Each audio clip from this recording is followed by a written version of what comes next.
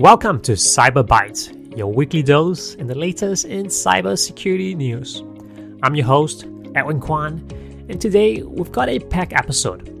We're diving into stories about malicious AI plugins that are stealing developer keys. We're going to be looking at a sneaky vulnerability that turns Microsoft Copilot into a data exfiltration tool, a personal hack that exposes one man's entire digital life, a bug in the FIFA's World Cup streaming infrastructure, and a heated debate on whether passkeys are actually safer than passwords.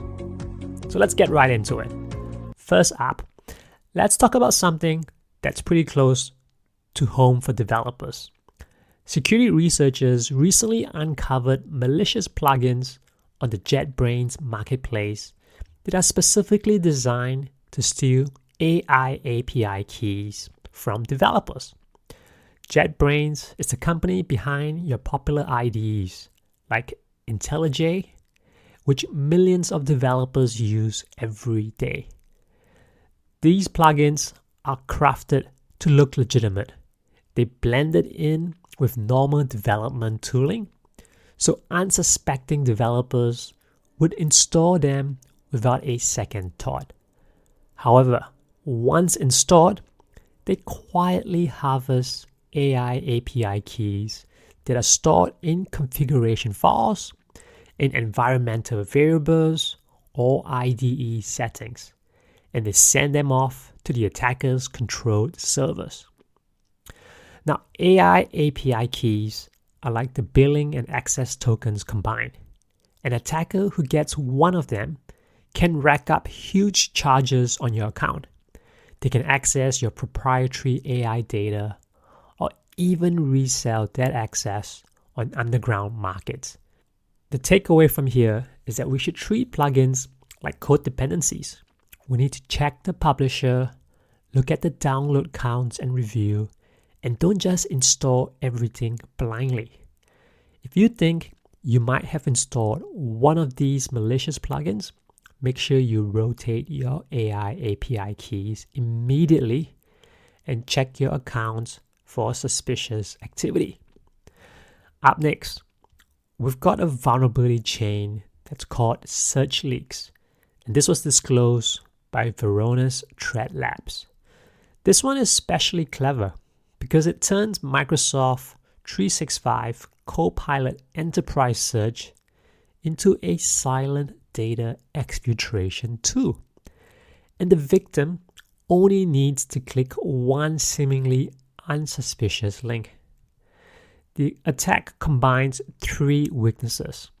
The first, a prompt injection where a URL query parameter is passed directly into Copilot's AI engine as an executable prompt.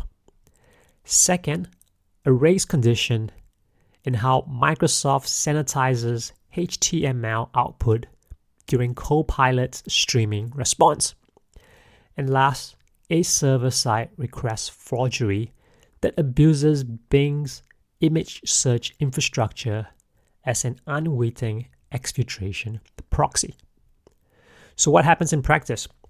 You click a link that looks like it's from Microsoft. Copilot interprets part of the URL as a prompt. It searches your emails or your documents, and it embeds that data into an image request. Because of the timing issue, that request gets sent before security controls can clean it up. Then Bing, which is trusted by Microsoft, fetches the data on behalf of the attacker. There's no malware, no suspicious domain, and it's just a single click. Microsoft has patched this under CVE 2026-42824. But the big lesson here is that when AI systems have both data access and execution capability, traditional web vulnerabilities start behaving differently. So make sure you treat AI integration like privileged systems and apply the same threat modeling you use for any internet-facing app. Now, Let's shift from technical exploits to human impact. A New York Magazine article detailed how a single compromise package led to the exposure of one person's entire digital life. This person actually had pretty good security practices. They've used 1Password for over a decade, using it to manage more than 1,000 accounts, including iCloud, email, PayPal, financial records, medical records, social media, and even their parents' financials. The breach started when they downloaded a plugin from GitHub while experimenting with an AI image generator. Now that file looked legitimate, it had positive reviews, but it contained a Trojan virus that gave attackers unrestricted access to their computer. The hackers waited patiently until the person logged into their password manager. And then it captured everything. The exposed data included every login credential, private messages, bank information, medical diagnosis, and Amazon account details. The attackers even leveraged this access to extract a massive cache of corporate data, including the employee's social security numbers and Slack messages on that person's work system. As the data circulated online, the victim's iPhone started pinging with account takeover attempts. Anonymous callers left voicemails mocking their medical condition, and unknown people logged into their child's Roblox account to post Nazi content. The person had to unplug their Ring cameras and Amazon Echo devices throughout their house, confronting the sheer breadth of everything they've ever recorded online. Now, this case shows that such a vulnerability can affect anyone, and a lot of us have accumulated years of digital activity across email addresses, phone numbers, cloud accounts, and messaging platforms. Having a nothing to hide attitude is false comfort. Your digital self, your text messages, search histories, private emails is a candid first draft never intended for public consumption, but it's still sitting intact and searchable across servers worldwide. Now let's shift from personal impact to global scale.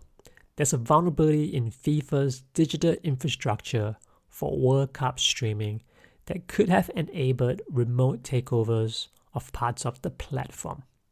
A security researcher found a flaw in the web application layer where insufficient input validation or misconfigured access controls created an opening for remote attackers to gain unauthorized control. This could allow manipulation of platform behavior, interception of user data, disruption of live streaming, or use of compromised infrastructure for further attacks. Imagine the consequences during a live World Cup broadcast with hundreds of millions of concurrent viewers. It's pretty substantial damage, both financially and contractually. FIFA was able to remediate the flaw before exploitation thanks to the responsible disclosure of that security researcher. But this incident kind of shows how frequent critical security weaknesses go undetected until an external researcher reviews it. Organizations running streaming and broadcast infrastructure at global scales need to treat application security as a continuous discipline. Finally, we've got a lively debate that's been going on in The Guardian's Notes and Queries column.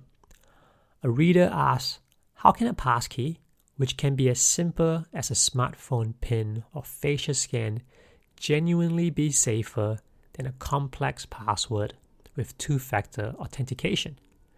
This question cuts to the heart of public skepticism about passkeys, even though bodies like the UK's National Cybersecurity Centre are pretty enthusiastic about them.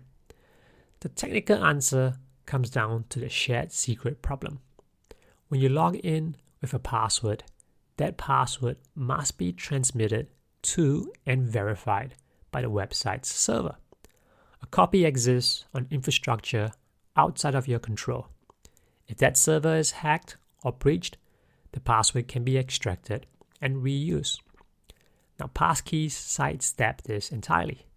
They use public key cryptography. Only the results of a cryptographic calculation is sent to the website during authentication, never the passkey itself. The passkey stays stored locally on your device and is unlocked via PIN or biometric. Even if the service is compromised, there's nothing an attacker can steal to impersonate you elsewhere. However, the friction points are real. Stolen or lost phones, accessing accounts across multiple devices, recovery when all devices are lost. But one reader noted that while a hacked password may go undetected for months, a stolen phone is usually noticed immediately, allowing the owner to revoke associated passkeys before they are abused. Now, the debate shows that despite passkeys being a genuine security advancement, widespread adoption will depend on building public trust and understanding. Many people are conditioned to equate security with password complexity and length, which makes passkey feels counterintuitive. And that's it for this week's Cyber Bytes. We've covered malicious JetBrains plugin stealing AI keys, a sneaky Copilot exploit, a personal hack that exposed an entire digital life, a FIFA streaming bug, and the passkey versus password debate. I'm Edwin Kwan, and this is Cyber Bytes, and I'll see you next time.